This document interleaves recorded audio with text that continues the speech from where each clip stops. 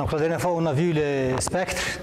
J'ai expliqué pourquoi on a un spectre continu lorsqu'on a des intégrations bêta- ou bien bêta+. Et on avait dit qu'il faut introduire le neutrino pour expliquer cette continuité du spectre. Sinon, on ne peut pas expliquer ça. Donc toujours dans le cadre de cette radioactivité bêta, donc si on veut expliquer un peu plus, on a vu le spectre, donc la conservation de l'énergie exige l'introduction de ce neutrino. Donc il y a d'autres lois de conservation qui sont violées si on n'a pas le neutrino ou bien l'anti-neutrino. Donc conservation d'énergie, j'ai dit, c'est pas possible si j'ai une désintégration à deux corps. Ensuite, la conservation de la quantité de mouvement, on ne peut pas l'avoir également. Si on regarde expérimentalement la désintégration de bêta-, et si on suppose que la désintégration se fait à deux corps, c'est-à-dire Y plus bêta, donc dans ce cas-là, on doit avoir théoriquement l'impulsion ou bien la quantité de mouvement du bêta et la quantité de mouvement du noyau Y doivent être, si vous voulez, opposés, donc en sens opposé. Bêta- est mis dans ce sens et le noyau Y est mis dans le sens opposé. Même direction, mais en sens opposé. Expérimentalement, on ne trouve pas ça. Expérimentalement, on trouve que le bêta, par exemple, il est émis dans ce sens et le Y, il est émis dans un autre sens. Ça viole, si vous voulez, la loi de conservation de la quantité de mouvement. Et dans ce cas-là, si vous voulez, ça veut dire qu'il y a quelque chose qui ne marche pas. Donc ça, c'était une autre raison pour introduire le neutrino. Donc si on introduit le neutrino, donc à ce moment-là, je peux avoir par exemple la particule Y qui va comme ça, la particule bêta, il va dans ce sens. Donc la résultante, ça va être ça. Et le noyau Y, il est émis en sens opposé. Donc ça, c'est PY, ça, c'est P bêta, moins par exemple, et ça, c'est P bêta, P anti-neutrino. Vous voyez que dans ce cas-là, je peux avoir conservation de la quantité de mouvement, donc ça s'oppose à ça. Donc la somme de quantité de mouvement de l'état final égale à 0.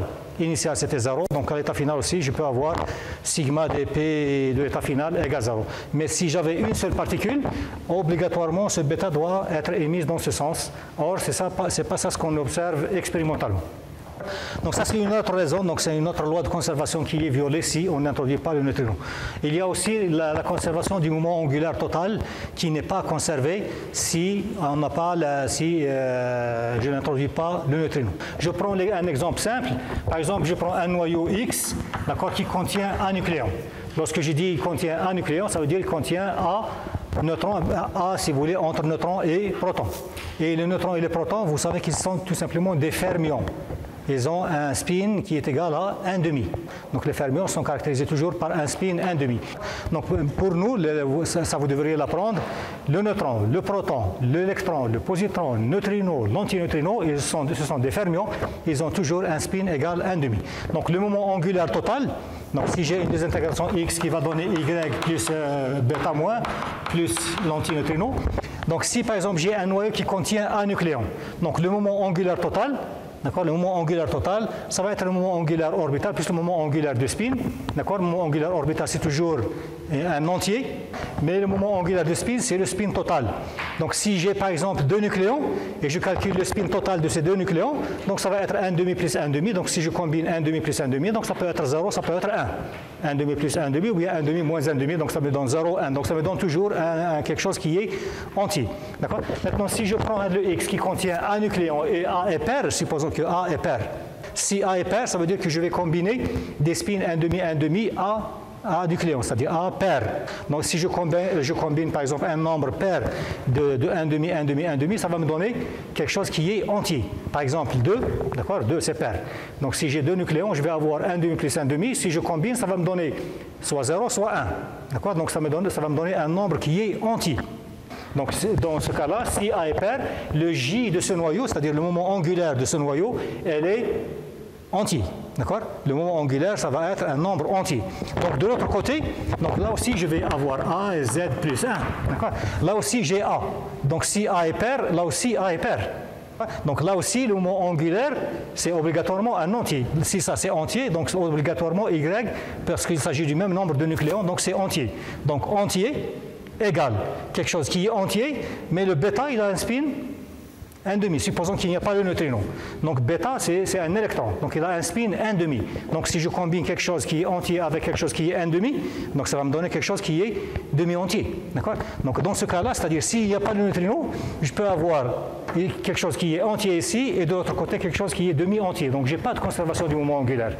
Donc ça, il y a violation du nombre du moment angulaire total. Donc par contre, maintenant si j'introduis l'antineutrino, donc je vais avoir, j'ai dit ça c'est entier, donc ça va donner demi-entier, demi-entier. Donc 1,5, ça va me donner soit 0, soit 1. Donc il va me donner quelque chose qui est entier. Donc je vais avoir entier égale entier. Donc le moment angulaire, ça va être la même. Donc entier de ce côté, entier de l'autre côté. On va voir, si vous voulez, en E6, comment on détermine les moments angulaires de chaque noyau. Par exemple, pour les noyaux pair-pair, on a toujours le J, le moment angulaire total, c'est 0. Pour les noyaux qui sont impair, il y a une méthode comment on détermine ça. Ça dépend où est-ce qu'il se trouve le dernier nucléon. Hein, j'ai dit, ils occupent des couches. Et on peut déterminer le moment angulaire facilement grâce, si vous voulez, au modèle de la couche, modèle des couches. Donc, vous voyez que maintenant, je suis obligé d'introduire cette particule. Sans cette particule, je ne peux pas avoir la conservation du moment angulaire. Vous voyez que sans le neutrino, je ne peux avoir ni conservation du moment angulaire, ni conservation de l'énergie, ni conservation de la quantité de mouvement, ni conservation du nombre leptonique, etc. Donc, tous ces nombres-là ne seront pas conservés. Donc, obligatoirement, on est obligé d'introduire ce neutrino. Donc, c'est pour ça que j'ai dit, ce neutrino, ça a été introduit en 1933 par Pauli. Ça veut dire tout simplement, c'est le petit neutre, neutrino. C'est le petit neutre, c'est quelque chose pour dire en italien, si vous voulez, pour avoir la petitesse, qui est تصغير بالعربية. Donc تصغير, عملية تصغير, you have ino. Donc neutre, ino, d'accord? Ça veut dire le petit neutre. Donc c'est une particule au début on supposait qu'il n'a pas de masse, et c'est un fermion et il n'est pas chargé. Les caractéristiques, si vous voulez, de cette particule, il interagit très faiblement. J'ai dit, il peut traverser toute la Terre sans interagir. Théoriquement, ça a été introduit en 1932 ou bien 1933. Et depuis, si vous voulez, on a attendu jusqu'à 1955 pour mettre en évidence expérimentalement cette particule. Vous voyez qu'au début, on l'avait introduit théoriquement. On ne la connaît pas. C'est une particule inconnue, introduite théoriquement par Pauli, mais personne ne connaît cette particule. Personne ne l'a mesurée ou bien l'a détectée expérimentalement. Donc il a fallu, si vous voulez, 1955 pour mettre en évidence ça, cette particule, si vous voulez, expérimentalement. Donc je passe à l'autre type de désintégration, c'est l'émission gamma. Donc on a vu alpha, bêta. Maintenant gamma. Gamma, c'est tout simplement un rayonnement électromagnétique. Donc le noyau qu'on obtient après la désintégration alpha, bêta, etc., ça donne toujours le noyau à un état excité, c'est-à-dire un état qui est métastable. Donc un état excité, et lorsque je dis quelque chose qui est excité, ça veut dire qu'il possède un excès d'énergie. Et lorsqu'il possède un excès d'énergie, donc il est obligé de revenir à l'état fondamental en émettant cet excès d'énergie sous forme de rayonnement électromagnétique. C'est comme les photons, comme les X pour les...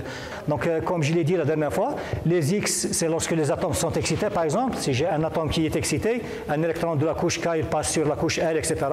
Le retour, si vous voulez, à l'état initial, ça se traduit par l'émission de rayons X.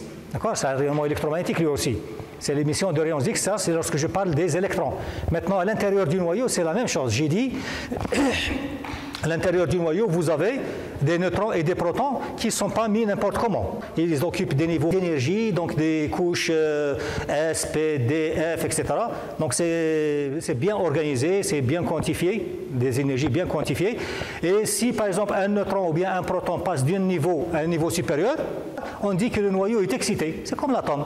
Donc un noyau est excité si un neutron ou bien un proton passe d'un niveau, par exemple d'un niveau P à un niveau D, par exemple. Donc dans ce cas-là, je dis que le noyau est excité et il ne peut pas rester excité. S'il est excité, ça veut dire qu'il possède plus d'énergie. Il doit revenir, si vous voulez, à son état fondamental et le retour s'effectue par l'émission de ce rayonnement qu'on appelle gamma. Donc c'est un rayonnement électromagnétique qui n'est pas dévié par un champ magnétique, etc. Donc c'est ça ce qu'on appelle donc rayonnement gamma. Donc la désintégration gamma, c'est une transformation, si vous voulez, isomérique. D'accord? C'est des isomères. Ça veut dire qu'il n'y a ni changement du nombre de masses, ni de nombre de numéros atomiques, ni du nombre de neutrons. Donc les trois nombres restent les mêmes. Tout simplement, le noyau était excité. Et lorsque le noyau est excité, en général, il a une forme, par exemple, comme ça. Il n'est pas parfaitement sphérique. Il est agité. S'il y a de l'énergie d'excitation, ça veut dire que le noyau est agité, donc il n'est pas sphérique. Il doit revenir, si vous voulez, à l'état fondamental en émettant gamma. Il va nous donner, si vous voulez, le noyau stable qui est parfaitement sphérique. Donc c'est ça, si vous voulez, comment on interprète l'émission gamma. C'est tout simplement la libération de l'excès d'énergie que possède le noyau lorsqu'il est excité. Donc cette énergie émise, c'est ce que j'appelle tout simplement rayonnement gamma. Donc gamma, c'est tout simplement c'est H nu. C'est un quota d'énergie, donc c'est H nu. Donc E gamma, donc je le note E gamma, hein, l'énergie E gamma ou bien H nu, c'est la même chose. Donc c'est ça ce qu'on appelle donc rayonnement gamma. Et du point de vue, si vous voulez, le schéma de désintégration, vous avez par exemple un noyau qui est excité, donc je le note par exemple X, Z, A. Hein, parfois on met un petit m pour dire qu'il s'agit d'un noyau métastable. D'accord, il est excité, ou bien parfois on met tout simplement carrément X, d'accord, étoile, X étoile. Étoile, ça veut dire que le noyau se trouve à l'état excité, il n'est pas à son état fondamental. Il contient un surplus d'énergie, qui c'est tout simplement, comme j'ai dit, c'est un neutron ou bien un proton qui n'est pas à sa place, il est passé à un niveau supérieur, donc dans ce cas-là, le noyau, si vous voulez, est excité. Qu'est-ce qu'il va faire? Il va se désexciter, hein, il va donner, si vous voulez, le noyau XZA. Vous voyez que c'est le même noyau, mais cette fois-ci, il n'y a pas d'étoile, ça veut dire que le noyau n'est pas excité, elle est à son état fondamental. Le résultat, c'est l'émission d'un rayonnement gamma. C'est l'émission de photons gamma.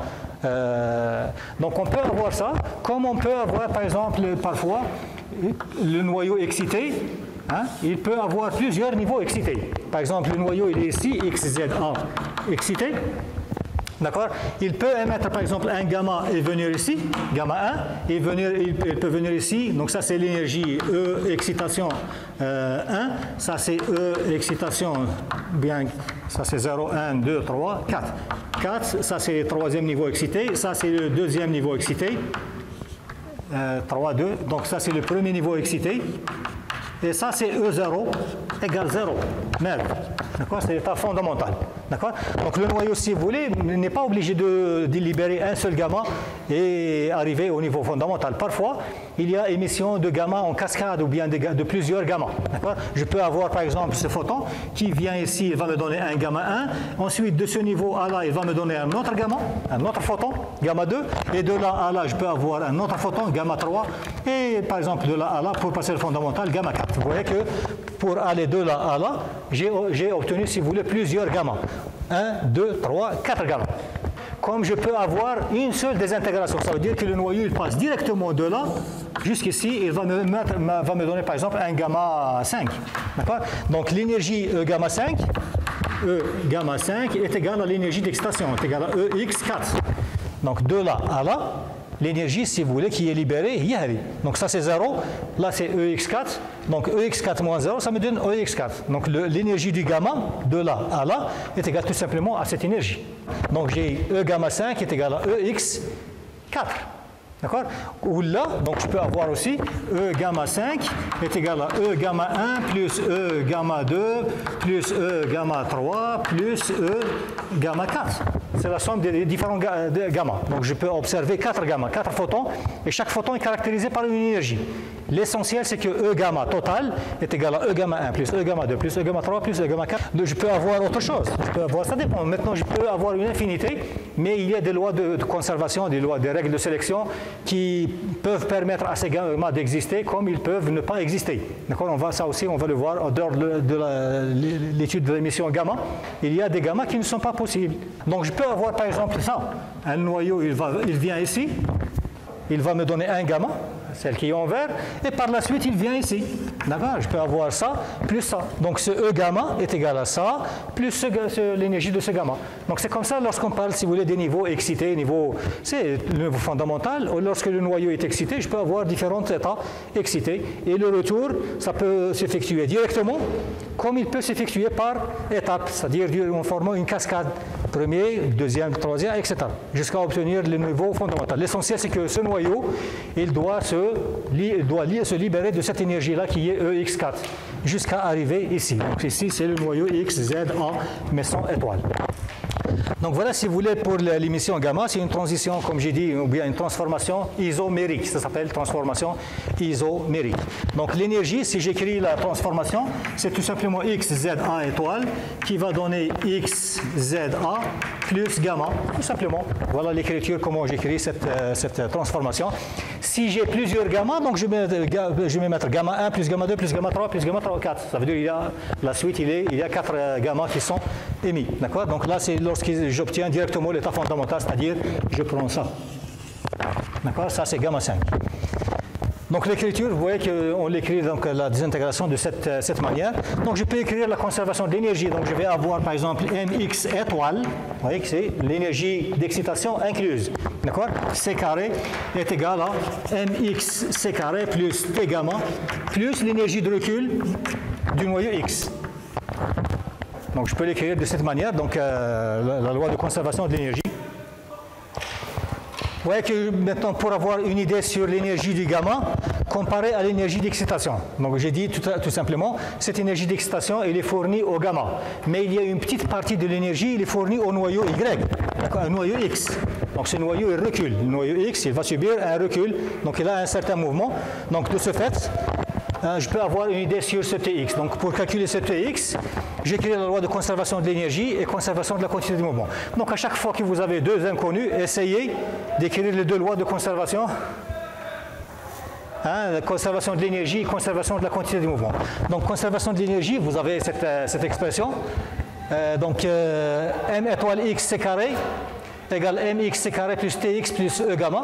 Donc je peux déterminer l'énergie d'excitation QEX, donc c'est ça l'énergie d'excitation, est égale à tout simplement à tx plus e gamma. Ça veut dire qu'il est réparti entre les deux, entre tx et entre l'énergie du gamma. D'accord?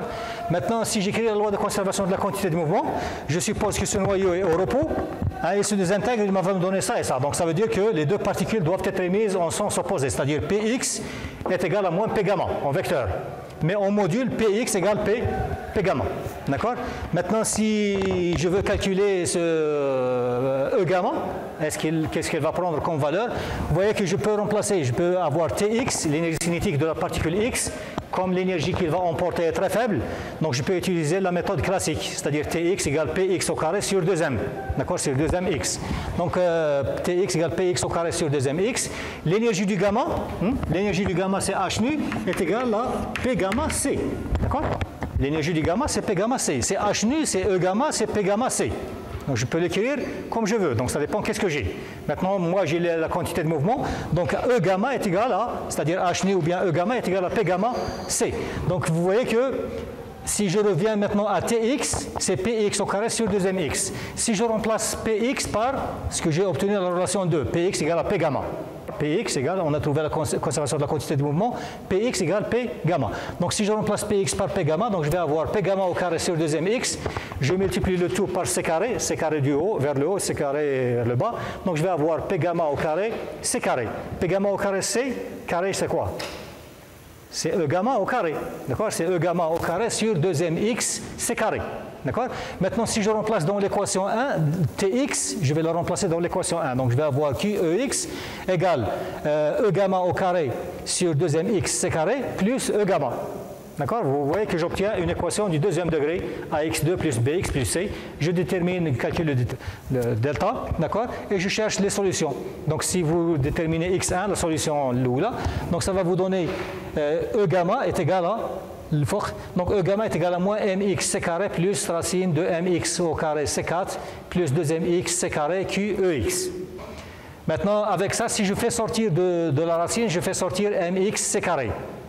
Si je la fais sortir, donc je vais obtenir ça. Donc E gamma est égal à moins mx c carré plus mx c carré racine de 1 plus 2 QEx sur mx c carré. Vous voyez que QEx, c'est très petit. L'énergie d'excitation, en général, il est faible. D'accord? 10 mètres, 4 mètres, 5 mètres. Si je la compare à la masse du noyau X, la masse du noyau X, c'est plusieurs GeV, milliards d'électronvolts. Donc ça veut dire que QX sur MX, c'est quelque chose que c'est un epsilon, ça tend vers 0, il est très petit. Donc je peux faire un développement limité de la racine, c'est-à-dire racine de 1 plus epsilon, bien 1 plus epsilon, la puissance moins 1,5. Donc je développe ça et la racine de 1 plus 2Q sur EX sur MX C2. je la pose comme étant epsilon et je développe. Donc si je développe, je vais obtenir E gamma est égal à QEX moins QEX au carré sur 2mx c carré plus les autres termes. Alors vous constatez que là j'ai QEX au carré sur la masse au carré, l'énergie de masse au carré. Comme j'ai dit, QEX est très petit comparé à mx c carré. D'accord? Donc ça tend vers 0. Donc si maintenant je mets le carré, pratiquement c'est 0. Donc qu'est-ce qu'il va me rester? Il va me rester E gamma de son énergie, il est de l'ordre de QEX. Donc pratiquement toute l'énergie d'excitation est emportée par le gamma. Le noyau X, il emporte très peu d'énergie, pratiquement c'est 0. D'accord? Il ne recule pas, il recule très faiblement. Donc c'est avec une vitesse qui est très très faible. Donc c'est une énergie cinétique pratiquement négligeable. Donc toute l'énergie est emportée par le gamma. Donc l'énergie d'excitation, donc toute cette énergie d'excitation, c'est tout simplement l'énergie du gamma. C'est pour ça que je dis, j'ai écrit ici E gamma 5 est égal à EX4. Donc toute l'énergie a été prise par le gamma.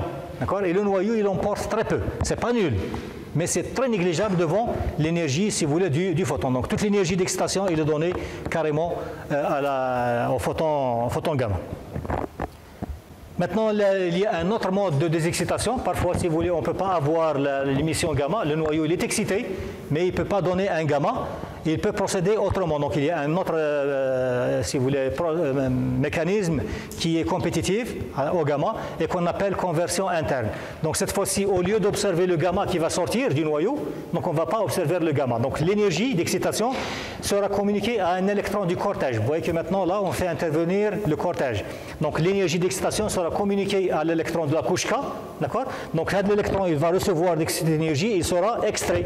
Donc, il sera arraché de sa couche K et il sera éjecté. Donc l'électron éjecté, on l'appelle tout simplement électron de conversion interne.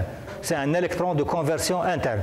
Donc c'est comme l'effet photoélectrique. Si vous regardez bien, vous voyez que le noyau central, c'est l'énergie du gamma. Normalement, on doit observer un gamma. C'est l'énergie d'excitation. Donc au lieu d'observer le gamma, donc avec l'énergie est fournie à l'électron de la couche K et l'électron sera émis. C'est en vert. D'accord? C'est l'électron que j'appelle électron de conversion interne. D'accord? Donc je n'observe pas de gamma. Le noyau se désexcite, mais il ne va pas donner de gamma. Il va donner un électron que j'appelle électron de conversion interne. Et cet électron va avoir une énergie, l'énergie idéale, donc c'est égal à l'énergie totale, c'est-à-dire l'énergie d'excitation. Donc E, c'est l'énergie d'excitation, moins l'énergie de liaison, parce que l'électron était lié. L'électron était dans la couche K, et il avait une certaine énergie de liaison. Donc l'énergie qui est communiquée à l'électron, donc l'électron prend l'énergie qui est égale à l'énergie d'excitation moins l'énergie de liaison. Donc si l'énergie d'excitation est grande, donc je néglige l'énergie de liaison. Mais si j'ai ça veut dire l'énergie du photon qui devrait sortir est faible, donc là je dois tenir compte de l'énergie de liaison. Donc de telle manière que l'énergie de l'électron de conversion interne, ça c'est l'énergie de l'électron de conversion interne. C'est-à-dire l'électron qui a reçu l'énergie d'excitation du noyau et qui est éjecté. D'accord? Donc ça, c'est tout simplement, cette énergie est égale à E, l'énergie d'excitation, moins l'énergie de liaison de l'électron parce qu'il était lié à la couche électronique. Vous voyez que dans ce cas-là aussi, il y a un réarrangement du cortège électronique. Ça veut dire si j'observe un électron de conversion interne, je ne peux pas savoir est-ce qu'il s'agit d'un bêta ou autre. Je peux détecter un électron, mais est-ce que c'est un bêta ou c'est autre? Donc automatiquement, je suis obligé d'avoir réarrangement du cortège électronique. Et dans ce cas-là, qu'est-ce qu'il y a? Donc l'électron qui a été amputé ou bien qui a été arraché, il y a un autre électron de la couche supérieure qui vient remplir cette couche. Résultat, émission de rayons X, etc. D'accord? Donc si j'ai conversion interne, je suis obligé d'avoir avec des rayons X. Si je détecte uniquement l'électron, je ne peux pas savoir est-ce qu'il s'agit d'un bêta moins ou autre. Mais si j'ai le bêta moins, j'ai l'électron, je mesure, je détecte l'électron et je détecte les rayons X qui sont émis avec. Donc là, je suis sûr, si vous voulez, qu'il s'agit d'une conversion interne, donc qui est un phénomène de désexcitation du noyau. Donc voilà, si vous voulez, les différents phénomènes de désexcitation du noyau. Donc je rappelle, donc les désexcitations, on a bêta pour le noyau, si vous voulez, pour libérer l'énergie, on a des intégrations alpha, on a vu des intégrations bêta moins, bêta plus, capture électronique, gamma et conversion interne. Donc tout ça, c'est des modes de désexcitation du noyau, des modes de désintégration du noyau. Donc maintenant, on connaît 5. Avant, vous connaissez les deux. Bêta et alpha, maintenant vous avez les gamma et vous avez conversion interne, vous connaissez les captures électroniques, etc. Donc toutes ces choses-là, vous devriez les connaître bien. Maintenant, le pouvoir de pénétration, ça c'est des choses que vous connaissez. Si vous avez une feuille de papier, vous arrêtez par exemple les particules alpha. Si vous avez des bêta, vous devriez mettre 1 mm ou 2 mm si vous voulez d'aluminium. Si vous avez des gamma, vous êtes obligé de mettre du plomb, une certaine épaisseur du plomb pour arrêter, si vous voulez, les gamma. Ce qui nous intéresse, nous, c'est le pouvoir d'ionisation ou bien le pouvoir de pénétration. D'accord, le pouvoir d'ionisation. Vous voyez que le pouvoir d'ionisation pour les particules alpha, c'est très grand. Ensuite, c'est grand pour les bêta et très faible pour les gamma. Si vous regardez les parcours, la particule alpha peut parcourir dans l'air, ça veut dire comme ça, il peut parcourir quelques centimètres. Bêta, c'est quelques mètres, et gamma, c'est quelques kilomètres. Ça veut dire gamma, je peux les mettre d'ici, il peut aller quelques kilomètres avant de s'arrêter, avant d'interagir. Mais pour les alphas, vous voyez que si vous voulez, ils interagissent dans un milieu, dans un volume qui est très petit. Et c'est ça si vous voulez, le danger présenté par la radioactivité alpha. Si par exemple j'ai une source radioactive, je le mets ici, donc il va perdre son énergie dans un volume qui est très petit. Donc il va casser, si vous voulez, les molécules, etc. Il va ioniser. Enfin, en principe, c'est l'ionisation, l'hydrolyse par exemple de l'eau, etc. Donc il peut déposer toute l'énergie dans un volume qui est très petit. Donc il va laisser, si vous voulez, une destruction, si on veut le dire, dans un petit volume. Donc même les cellules pour la réparation, on peut avoir des réparations fautives, etc., qui peuvent engendrer des tumeurs ou bien des effets génétiques par la suite. Donc pour les alphas, c'est très difficile. Pour les autres, à la limite, par exemple, bêta, il peut parcourir 5 cm ou bien 2 cm dans la peau, d'accord, avant de s'arrêter. Ça veut dire qu'il va laisser un effet ici, l'autre ici, etc. Donc les cellules, ils ont le temps ou bien ils ont l'espace, si vous voulez, pour être réparées, donc la réparation correcte. Mais les alphas, c'est très dangereux. Les alphas, c'est très difficile. Les gamma, vous pouvez mettre la source des gamma ici, vous allez de l'autre côté du mur et vous détectez les gamma. Parce que les gamma, si vous voulez, subissent l'atténuation. L'absorption se fait selon une loi qui s'appelle loi d'absorption, donc qui est I égale I0 epsilon moins mu x, donc selon une exponentielle. Donc c'est difficile de les arrêter.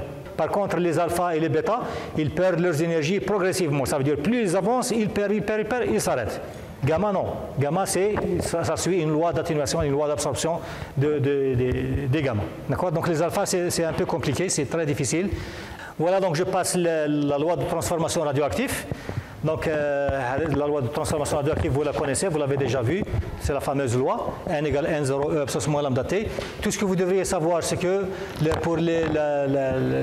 pour la substance radioactive, on ne peut pas prévoir quand est-ce qu'un radioélément peut se désintégrer. J'ai par exemple une substance, donc je ne peux pas dire à quel instant les noyaux vont se désintégrer.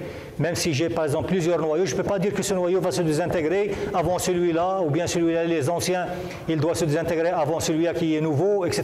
Par exemple, le carbone 14, il y a des noyaux qui se forment. Il y a d'autres qui existaient il y a par exemple 4 ans ou 20 ans ou bien plus. Donc ils existent, mais je ne peux pas dire par exemple celui qui a vécu par exemple 20 ans, il doit mourir avant celui qui a 1 seconde d'âge. Ils sont les mêmes. Donc je ne peux pas prévoir, ça obéit au hasard. Donc la radioactivité, c'est un phénomène, si vous voulez, du hasard. Il est dû au hasard, donc je ne peux pas dire quand est-ce qu'un tel noyau ou tel noyau va se désintégrer. Ils sont tous là, ils ont tous la même probabilité de se désintégrer par unité de temps, mais je ne peux pas dire il va se désintégrer ou bien celui-là ou bien celui-là. D'accord? C'est un effet, si vous voulez, c'est un phénomène aléatoire. D'accord? C'est dû au hasard. Par contre, tout ce qu'on peut savoir, c'est la probabilité qu'ils ont pour se désintégrer. Donc tous les noyaux, si j'ai une substance radioactive, par exemple l'uranium 238 ou autre, donc tous les noyaux d'uranium 238 qui sont dans l'échantillon ont la même probabilité de se désintégrer. Donc ce que je peux savoir, c'est qu'il y a une probabilité de désintégration pour chaque noyau par unité de temps qui est constante. Et cette probabilité-là, c'est ce qu'on appelle la constante de désintégration que vous connaissez. La constante de désintégration, ce n'est rien d'autre que la probabilité qu'a un noyau pour se désintégrer par unité de temps. Vous voyez, c'est une définition qui est très simple. C'est la probabilité qu'a chaque noyau pour se désintégrer par unité de temps. Donc c'est ça la constante de désintégration. Vous voyez que c'est une caractéristique du noyau. Il ne dépend ni du temps, ni de la température, ni de l'humidité, ni de la pression, ni de rien. Il dépend uniquement du noyau. Le potassium, il est caractérisé par un lambda potassium. Le carbone, il est caractérisé par lambda carbone. Donc il dépend uniquement de l'élément et on ne peut pas, il ne varie pas. Il ne varie pas en fonction du temps ou bien en fonction de la température. Ou vous augmentez la température ou vous diminuez ou vous faites ce que vous voulez, la probabilité est toujours la même. La probabilité de désintégration est toujours la même. Donc voilà, si vous voulez, c'est comme ça qu'on définit cette constante de désintégration. Donc son unité, c'est le seconde moins 1. Donc c'est la probabilité qu'a un noyau pour se désintégrer par unité de temps. C'est ça la définition, c'est très simple. Maintenant, pour établir, si vous voulez, la loi de transformation radioactive, donc si j'ai un noyau, si je prends le cas d'un noyau, la probabilité pour qu'il se désintègre, c'est lambda, par unité de temps. Donc maintenant, pendant un temps d'été, quelle est, si vous voulez, la probabilité pour qu'il se désintègre pendant le temps d'été? C'est tout simplement lambda d'été. D'accord? Lambda multiplié par le temps. Lambda, ce n'est pas l'unité de temps. Donc si je multiplie par d'été, ça me donne durant le temps d'été. Maintenant, si j'ai un noyau, je n'ai pas un noyau. Donc chaque noyau, il a une probabilité lambda. La constante de désintégration, c'est lambda, par unité de temps. Donc chaque noyau, il a une probabilité de se désintégrer par unité de temps, c'est lambda. Et puisque j'ai maintenant n noyaux, donc je multiplie, la probabilité totale, c'est lambda fois n. Et pour se désintégrer pendant un temps d'été, je multiplie aussi par dt. Donc le nombre de noyaux qui se désintègrent, ça va être tout simplement dn. Le nombre de noyaux qui se désintègrent, c'est dn, est égal à lambda, la probabilité pour qu'un noyau se désintègre. Maintenant, j'ai n noyaux, donc je multiplie par n, et durant le temps dt. Voilà comment j'écris ça. dn, c'est une quantité négative. Finale moins initiale, c'est-à-dire le nombre de noyaux qui reste, moins le nombre de noyaux que j'avais à l'état initial, c'est négatif. Donc je dois ajouter, si vous voulez, un signe moins pour dire qu'il s'agit d'une quantité négative. Donc vous voyez que là, je l'ai écrit pour une désintégration simple. Une désintégration simple, c'est lorsque j'ai A qui va donner B plus une particule, alpha ou la bêta, etc.